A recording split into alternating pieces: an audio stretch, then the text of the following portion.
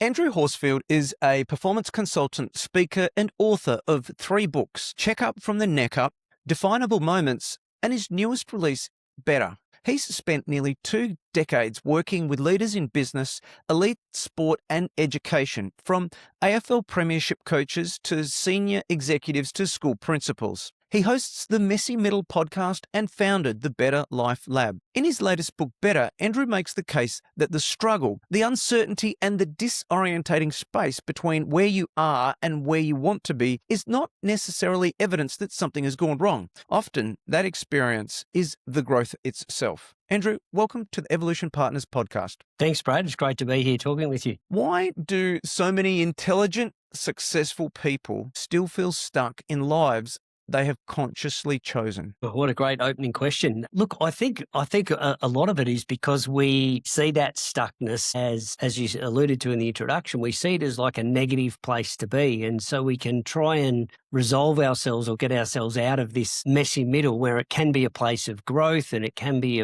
a really positive sign that we're stretching ourselves and we're moving beyond our current capability or capacity or level of experience or trying to get to the next level of business growth from where we are. And of course, we're going to be met with challenge and struggle. But I think when we see that as a problem as opposed to a possibility, that's where we start to get into chasing things that don't move us forward, where we're trying to manage the difficulty in the problem as opposed to the possibility. And our whole orientation needs to flip around. And no doubt we'll talk about that, but we can get stuck in that moment thinking it's mess and not goodness, when really I think it's a sign that we might be onto something right rather than something wrong. What does it feel like when you're stuck in that moment, do you think? Or a lot of headache, a lot of hassle, a lot of it's not going right or it's not the way I want it to be. We can second guess ourselves, doubt ourselves. We can compare ourselves to someone else who might be in the same industry as us or in the same networking group and think, well, I'm just not as capable or confident or further in my journey as they are. And that can just add to the negative feelings that we feel. But I'd love for people to think about this as a moment of opportunity and a moment of stretch. I think about the word imposter syndrome, Brad, where we say to people, and everyone would have seen it, on social media or some space where you see that graph between comfort zone and stretch zone and things. And so we look at it and we think, yep, I know I should be there. But I have not a big issue, but I have an issue and want to challenge myself, you listeners, about the moment that we're actually doing the right work. We call it imposter syndrome. So here we are saying to people, you should stretch and get out and try new things. And then the moment we have that feeling of discomfort, we label it as, gee, you shouldn't be here, or gee, you're out of your depth. It's like, of course we should be, because we're stretching, we're moving forward, we're trying something new, we're risking, we're being brave. So part of, my work is getting people to reframe that struggle for all of the attributes we're bringing to that as people, as business owners, rather than what's being forced down to us, which is this whole, well, gee, you're an imposter and gee, it's hard and we shouldn't be in this space. It's actually a really good space to be in. In my very, very amateur research into psychology and the way people think, it seems as though when we look back at the end or toward the latter part of our lives and we look back, the most joyous times in our life are the times when we've been mostly challenged, when maybe we've had young kids that have been a handful, or we've started a new business or a new job, or we've moved house. Do you think that what feels uncomfortable in the moment actually turns out to be more rewarding? Has that been your experience? Definitely. I think it was Robin Sharma had some sort of quote about it's great at the start, messy in the middle, and glorious at the end. It's something of that nature. And I think you're absolutely right. The work is the part that makes life so enjoyable. And there's lots of studies that have been done out of America where people who are privileged, wealthy, have a smooth path in life without the bumps and the struggle, feel less alive and less of a compelling, joyous, happy life because there hasn't been any struggle in it. We're void of that. And I think you're absolutely right that when you think of relationships or a golf game, or that we keep turning up because we haven't mastered it, there's still challenge that's put in front of us. And to your point, I think if we're doing work that's unenjoyable or that we don't really resonate with or isn't something that we believe in, then that struggle can be what I call unproductive struggle. We're doing a lot of work and putting in a lot of effort, but we may not be getting or moving forward at all or moving into the direction that we want our life to be. And that can lead to fear, frustration, anger, failure. Where the productive struggle is the work that's hard, but we're moving into a place where we're trying to serve a greater goal. So it might be, for example, trying to learn a new skill. And we know that there's always that period where it's like, I'm not very good at this. And that might be for business owners where the tech platform changes within the company. And so people have to go from what they knew and what they were capable and good at into something where they've got to learn this new system. And we start to feel uncomfortable rather than see that, okay, I'm now moving into something new. I'm going to feel a sense of struggle and like I'm not competent in this. But with the right amount of effort, we know we will become competent. And so that's productive struggle where we're challenged, stretched, we need to invest some of our time, expertise, learning, effort, but the effort will turn into a positive outcome. So for people listening, maybe that's a sense check about the struggle that they're in is, can they think about things where in the last 3 to 4 weeks they've seen progress or something's changed or moved forward or they've grown in their capability. And if they can, they're probably in that productive struggle space. And if they can't, they're probably in the unproductive territory and they might want to rethink their strategy or approach to what they're doing. I'm fascinated in the difference between growth and burnout. The subtitle of your book, Better, is Escape Average, Beat Burnout, Own Your Own Life. And sometimes the emotional feeling of growth can feel similar to failure at points. I'm interested, I guess, perhaps, how do you define burnout, A, and then B, how do you tell the difference between burnout and growth? A really good question again. Look, I think burnout is that point where we're just mentally and physically exhausted and no amount of rest or recovery or sleep or skill can shift that feeling. So we've got so deep into that struggle space that we are constantly fatigued and tired, where I think with good struggle or growth, what we're looking at is, yes, there's periods of effort, but with good rest or good recovery, which is part of any good performance orientation, which we might talk about down the track. But with rest or recovery, we can rebound and we can get out of that tiredness state. With burnout, we just are staying in it full time all the time. Cues for that sort of burnout are things like over emotional responses to little things. I don't know if, the drawer doesn't shut properly and you're banging it with a lot of aggression because, you've got this disproportional emotional response to the situation you're in, or you've lost that zest for life or for the work that you're doing or the people you're working with. That sort of is the characteristics of burnout, if you like. Where growth, I think, is where we're challenged, but we can see the point or the purpose of the work that we're doing. So there's this coherence to our life in the sense of saying, this is hard. And you talked about kids, I had 2 kids. One was sick with gastro last night, so up at 2:00. And of course you're doing that work because I'm serving something that's really important to me here, which is care and nurture and love for someone who I love dearly. And so the hard work just dissipates into meaning and purpose, and that effort doesn't take much effort at all. How do you see the connection? I mean, you work with elite athletes. How do you see the connection between the emotional and the mental and the physical when it comes to burnout? Because I imagine our football code in Australia is called the Australian Football League, and in the AFL League, if you play too many games in succession, you will succumb to injuries. Is that analogous to, or is that a good analogy to burnout, where there is a point where you can play so many games, but there is equally a point where you're just going to begin to cause problems? Yeah, I think in our corporate culture, so it's probably one of the fundamental differences between elite level sport and business owners or corporate organisations is if you look at a elite level sports person in relation to their preparation and their performance, they spend all of their week resting, recovery, stretching, game tape, analysing performance, analysing opposition, and then they play for 2 hours of their week. We do the opposite. We run ragged for all of the week and have very little rest or recovery. If we do it at night, but most people are opening up their laptops when the kids have gone to bed to finish off emails or proposals or work. And our weekends get leaked as well. And it's very hard when we carry our work phone in our pocket, so we can't escape that, that device. And sometimes even for people, they go on holidays, but they're just working in a sunnier location with sand. I mean, they take everything with them. So I think, one of the things that we can learn from elite level sport is the power of reflection. And what it allows is for us to capture and catch two really important things, Brad. One is the stuff we're doing really well. So what are the things that help us live well, think well, be cognitive smart, make good decisions, get along with people, collaborate, and work all these behaviours and skills that we need to live, lead and work well? We can recognise those because we often walk past them just as much as we see our failures. And that's the second part of this is when we reflect, we can also see what are the things that are hindering our performance, the patterns of behaviour that are sometimes buried deep or people don't openly give us feedback about that could be restricting who we are, the impact that we have, in our personal or professional life. And so one of the things that I often suggest people to do to bridge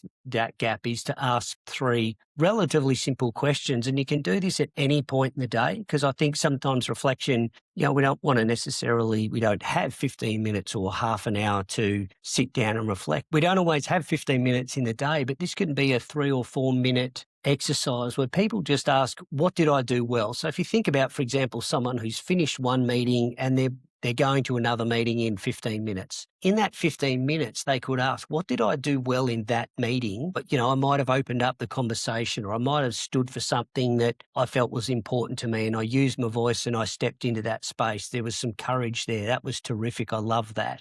But then we can also ask, well, what would I change or do differently? I shut that person down. When Brad made his suggestion, I didn't ask a question or I wasn't really curious. I just, gave my point of view back and that shut things down rather than open things up. I want to be a different leader and have a different impact to that. So what did I do well? What am I going to keep doing? What would I change or do differently? And then the third question is, how do I take that into my next meeting or next day? So you could easily do this at the end of the day.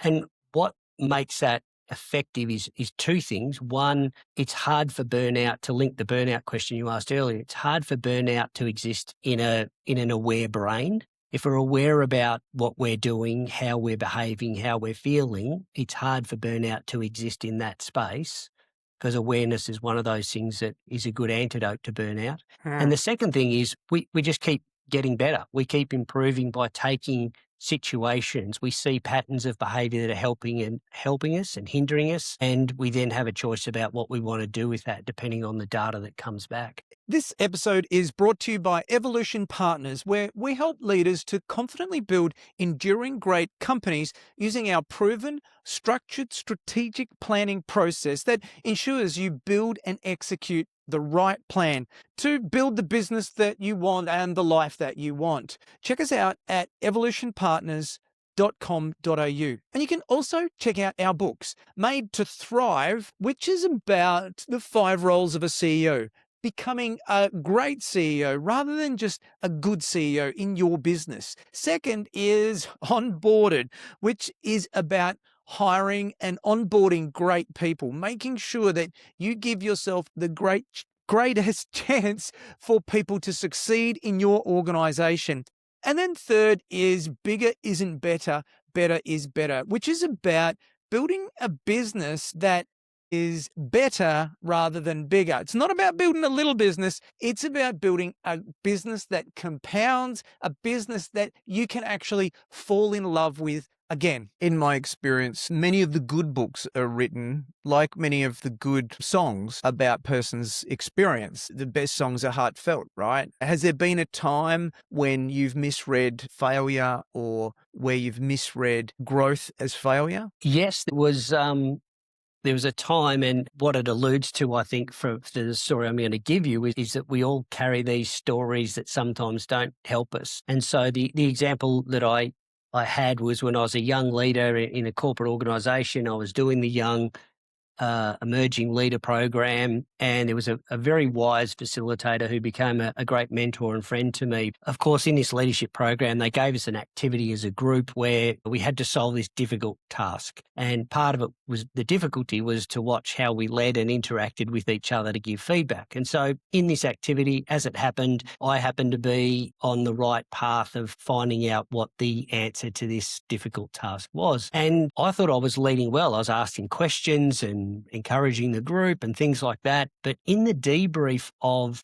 the program, and this is in front of 40 of my peers at the time, and I'm probably mid-20s, I think, about the time, the facilitator said to me, "Andrew, why do you have to be approved of and liked all the time?" And it was a real shock for me. I mean, I was like, hang on a minute, I don't have to be liked. I was making on my contribution, and this is my background conversation, of course, not what I was saying to the room, but it was a real challenge. And during one of the breaks, I went up to him and then had the private conversation where he really gave me some valuable feedback, some difficult feedback to hear, but around saying you didn't lead, you were just dropping suggestions. The group, you didn't help the group, you didn't give them clarity, you didn't give them direction. And we worked together over a long period of time, Brad. And what happened is it surfaced a story for me around approval. And so it was all about, my father was a minister in the church. We moved around a lot as a kid, and I had about 7 different schools in the 12 years of high school. And so what I learned back then was, fitting into school was a bit like fitting into the laws of the jungle. If you had a tribe, you felt a bit protected and a bit sheltered from the predators at school, bullies and things. And so I found that that served me in school, but as I was going into my corporate career and people were saying, "Andrew, what do you think?" or "Andrew, can you do this?" And I'd be trying to please everyone and work into everyone's agenda as opposed to be the leader that I wanted to be and have the conviction that I needed. And so maybe this is a slightly too long an answer or No. example, Brad, but for me, what it surfaced was this approval story was restricting me because I wasn't standing for things. I wasn't leading. When the group needed clarity and direction, I was asking questions rather than stepping in saying, "Hey, everyone, stop there. Let's go this way." And so it was a skill I needed to learn. And so to answer your question in a very roundabout, long way, that sense of feedback that Ted gave me, who became a long-time mentor for me, I felt was a failure, that I wasn't leading well, that my peers didn't think I was leading well, and I wasn't reaching my potential because I felt scared about being judged and being put out there. And it was a story that no longer served me. It was great for school. It worked. I had a great upbringing and a really good school experience, but it wasn't translating into this new experience where I needed to change that story. And so that's where growth became more of a challenge in getting that feedback than actually stepping into the new capability, which is part of why I've probably gone down this road professionally for a long period of time. I want to ask you about busyness. There's a case that can be made that busyness is connected to burnout, that busyness is connected to mediocrity. And we live in a world where busyness, perhaps a little bit less so now, but previously busyness was worn as a badge of honor. I have a saying that I've used with leaders many times, which is busy is stupid, or busyness is stupid. And that is because you're not doing the work to avoid the busyness. But it's not about me. My question really is, do you think a lot of modern busyness is just people trying to avoid uncomfortable conversations or uncomfortable truths about their own life? Do you think that people find escape perhaps in just getting busy and making themselves busy? Yeah, I think you're spot on. I agree with you around busyness. I think it completely is a badge of honor. If 8 hours of work is good, 10's better, 12's exceptional. That's sort of the mindset we bring into these things. I think, and we kill ourselves, don't we? I mean, literally, we're unhealthy because we are trying to pursue so much and do so much. And I think there's 2 responses from my perspective with this, Brad. The first is for the high achievers who don't know how to do something at 6 out of 10 or just at 70%. So they want to be the best parent, the best leader, the best business owner, the healthiest in the gym, because there's just this high level of achievement that they have consistently. And that kills us because, of course, we can't do everything to the best of our ability all of the time because something has to trade off. And so part of people, I think being successful is having a level of discernment about what matters to me at what sort of level in my life. And a classic example is, and it's not going to happen because we set this up for us to have this time together. But hypothetically, if my son came through that door right now and needed me, then I know that I would be very apologetic and I would, but to you, and I'd try and say, can we make another time? But he would get my attention if he needed it because he is just one of the highest priorities of my life. And so if you put that into the day to day when we're getting all of these requests, sometimes if people don't have a sense of themselves or the value or what matters to them, we can just go chasing that busyness because, of course, we're all busy. There's always things to do. No one's sitting at their desk going, oh, I've got to spare half an hour here. What should I do with it? And so we have to be discerning about what gets our time, energy, and attention. And I think for high achievers, the first port of call for them is what could be the 6 or 7 out of 10? So does the proposal have to have color coded headings, and does all of the words have to be perfect in exactly how you'd say them in the presentation? Or could that just be a document of dot points that you speak to at the meeting and send out earlier? And so rather than take an hour, it takes you 15 minutes, for example. So I think that's the first answer around that high achievement, and probably related to that is I think we are really lazy, and this goes to your point about doing the work. We spend so much time often complaining about how things are rather than doing the work to make them how we want them to be. And so our effort is more about rather than okay, I've got to do the work. I've got to find a way. I don't have the resources. How do I still get the result? How might I? How can I? Rather than it be, I don't have the right team or time frame or resources. And so there's this great scene in the Rocket Man movie with Elton John where he's desperate to be a performer, a rock and roll star, and he's hasn't made it yet, but he's the warm up act for the touring American band, and they're meeting backstage, and he's done his set, and he looks at this lead singer, and he just goes, how do you be a songwriter? I'm desperate, and I want to make this my career.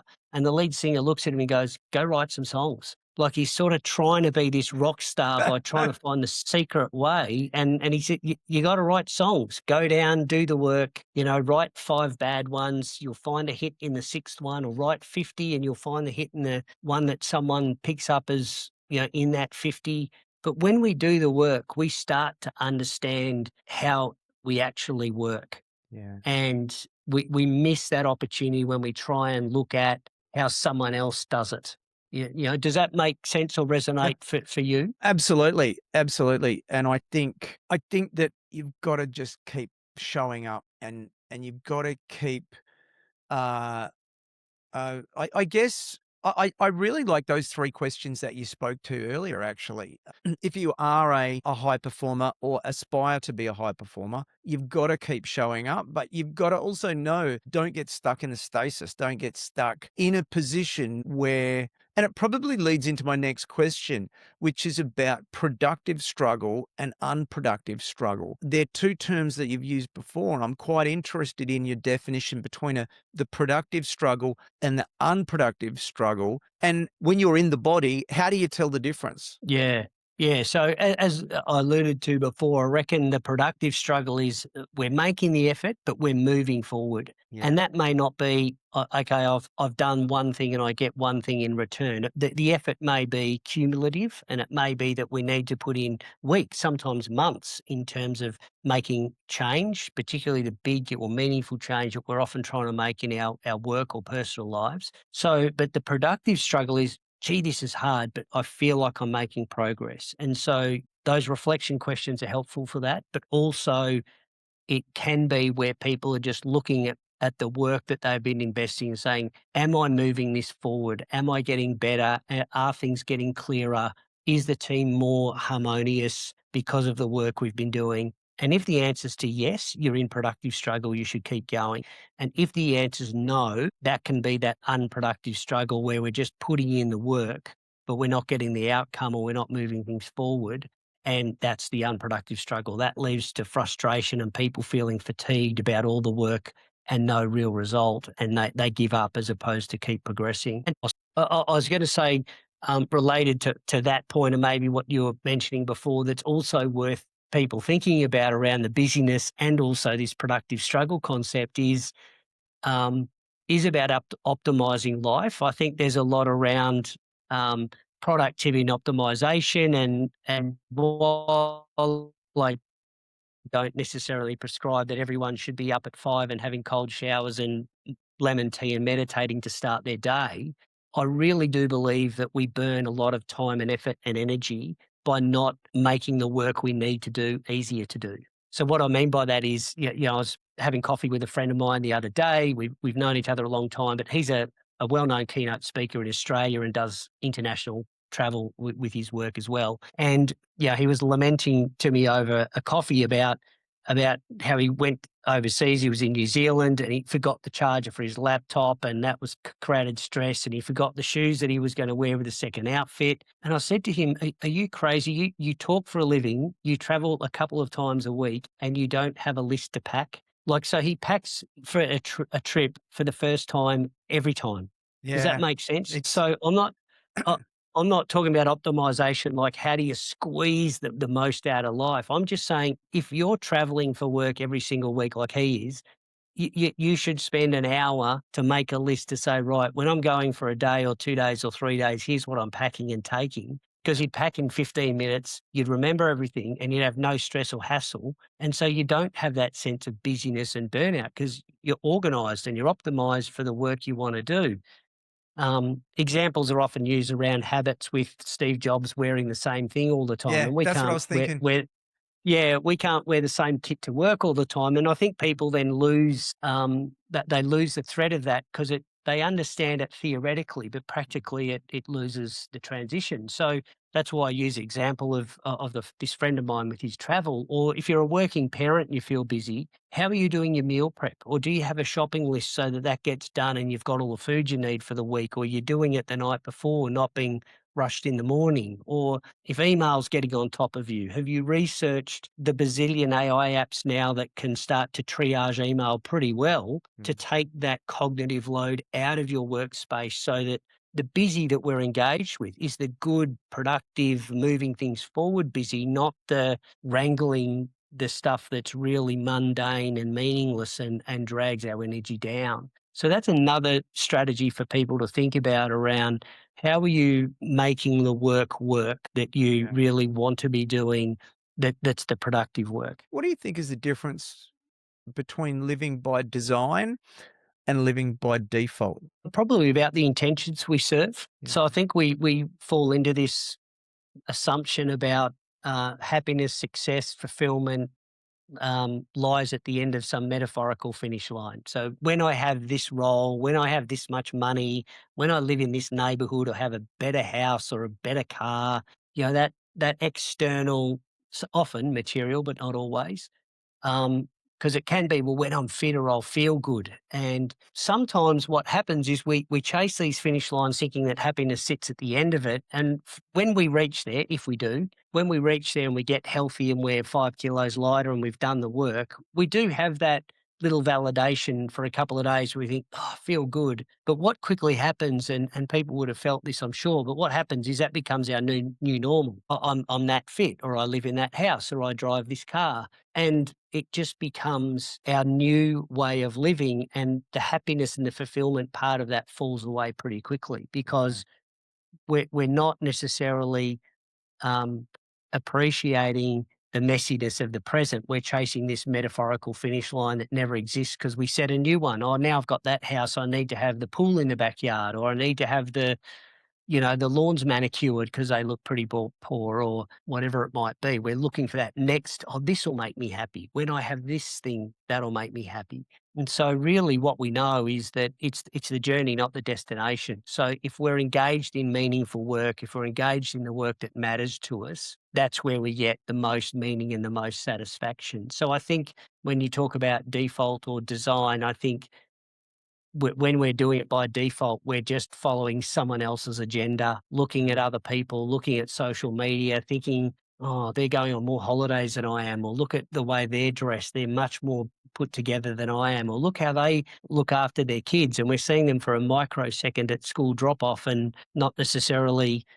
2 a.m. in the morning or when the kids are hanging off the ceiling fans, and we're seeing what their parenting likes then. So I think the more we can align, the actions we take to the outcomes that move our life forward to the life we want, then we can find a lot more coherence and satisfaction in our days. And so what I'm hearing is goals for the long term are important at a personal level, because they create a longer life with the things that must take longer. For example, you need to save to get a deposit for a house or whatever is your longer term goal. But goals must incorporate the longer and the immediate. When you're thinking about a life by design, you've got to think about, where do I want to be in the longer term, but how do I want to live meaningfully day to day? Am I inferring that correctly? Yes, I think that, yes, absolutely. I think there's two things I'm thinking about when you mention that. The first is that, um,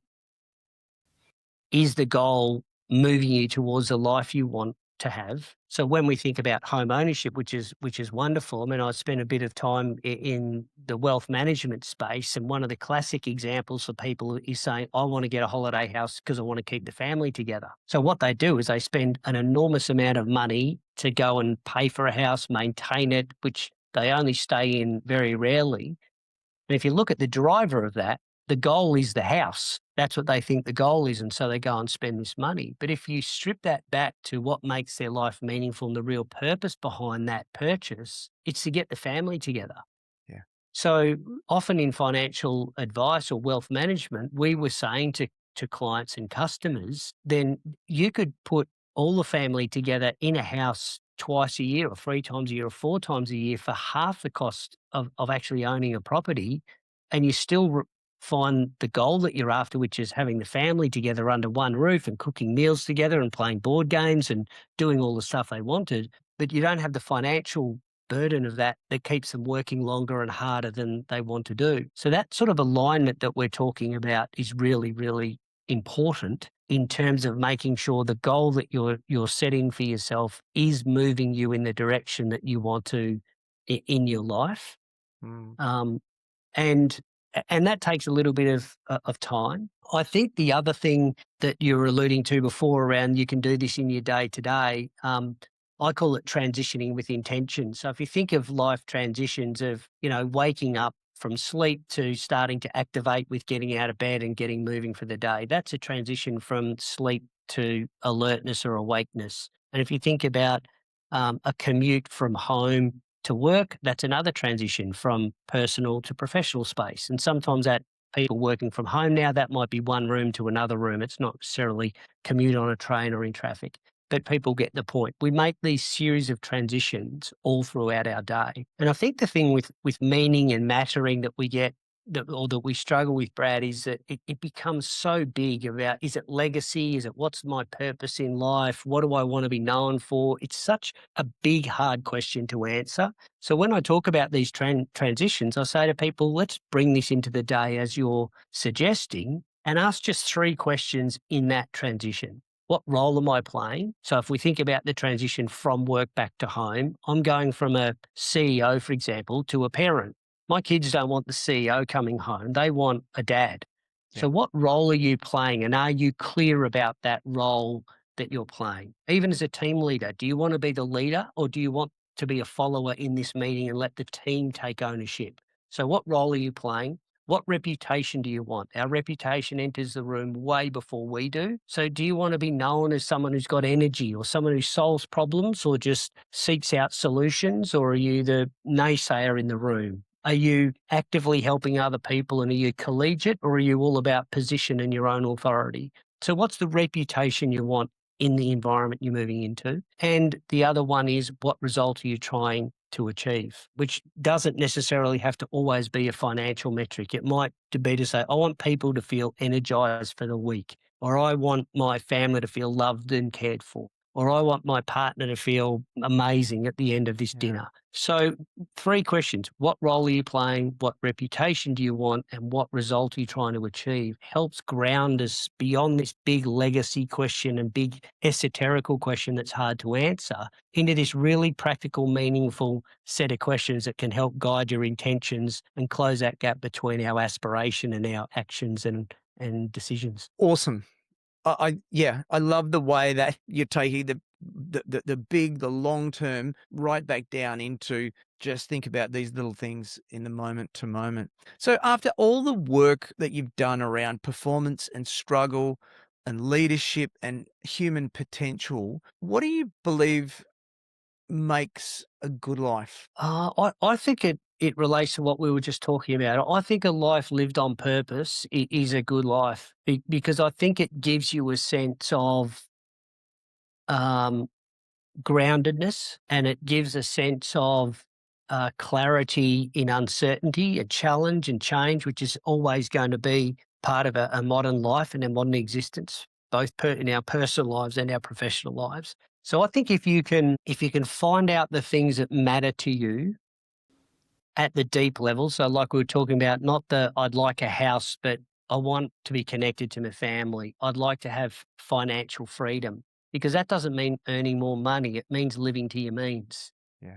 And so that means, okay, I'm not going to buy coffees and takeaways. I'm going to use the coffee machine that's in the office, for example, or we're going to go and pay for holidays that are not necessarily extravagant to keep up with other people. We're going to go on holidays that we can afford. We're going to buy a house that we can afford, even with a couple of interest rate hikes, rather than lease our cars and lease our houses. So financial freedom makes different choices rather than earning capacity. So I think once you get that clarity, and those three questions certainly help with that, then I think decisions become much easier because there's a sense of clarity, a sense of direction. You can look at immediate horizons about what do I want to do in immediate situations and what am I doing for the long term benefit or advancement of myself, my family, my team, when those decisions come along, and you get coherence and alignment, and the work starts to matter as opposed to chase that busyness and hours of work and the superfluous that we talked about earlier in the conversation. Lovely. As we move to wrap this up, what is a book that you would recommend for our audience? One of the most impactful books I've read is The War of Art by Stephen Pressfield. It's a great book around what he calls resistance. So he talks about the war of art being, of course, there's art as we know it, which is painting, drawing, sculpture, that sort of art. But he talks about leading a team as a piece of art, or he talks about running a family and being a great parent can be art, or running a podcast, as we both do, can be art. And so whenever you're trying to do some sort of creative pursuit, that you're always going to meet this resistance or voice that tells you to sit down, shut up, be quiet, you're not good enough, it's not worthy enough, you're not ready enough. And the book starts to address some of those challenges to say, how do you talk back to this resistance? Because in Stephen Pressfield's words, it's a fight to the death. I mean, this thing's in your head to bring you down.